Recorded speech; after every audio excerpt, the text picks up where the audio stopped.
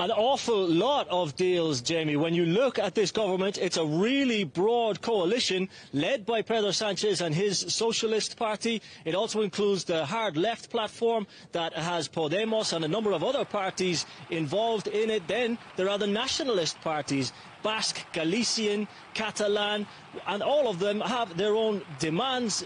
Negotiations took an awful lot of time. That's an awful lot of people to please when you think about it, Jamie.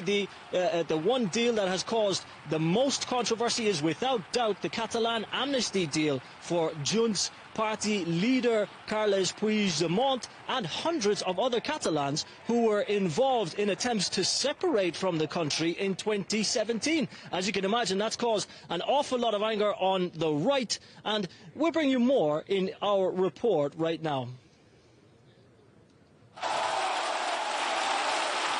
116 days since the July 23rd general election, and Spain finally has a government.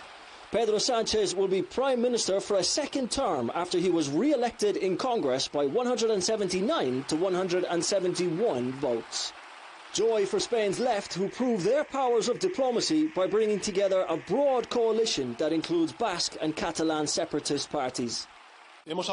We have opted for the path of dialogue. We have opted for the path of forgiveness. We have opted for the path of understanding, even though it is very difficult because the positions are very different. We have put negotiation before imposition. We have put reunion before revenge. In short, unity before fracture. It's a spectacular story of political survival for Sanchez following disastrous local and regional elections in May, with many saying this was the end of his progressive government. Calling early elections in July proved a masterstroke, rallying the socialist political base. The price of a broad coalition has been a divisive one, however. For support of Catalan nationalist party Junts, Pedro Sanchez has agreed to a controversial amnesty deal for Catalan politicians, like one of the chief architects of the illegal independence referendum in 2017, Carles Puigdemont. Puigdemont and hundreds of others are now free to return to Spain. That has infuriated the right and the far right, and we've seen almost 2 weeks of protests and unrest on the streets of Madrid. Following the vote, Conservative opposition leader Alberto Núñez Feijóo told Sanchez that the amnesty law was a mistake. Your time as Prime Minister will be remembered for the image of former Catalan regional leader Carles Puigdemont returning to Catalonia without any consequences. I guarantee that for this and for many other things, history won't grant you an amnesty. Sanchez argues that the amnesty is a necessary step towards healing the nation and stopping the rise of the far right.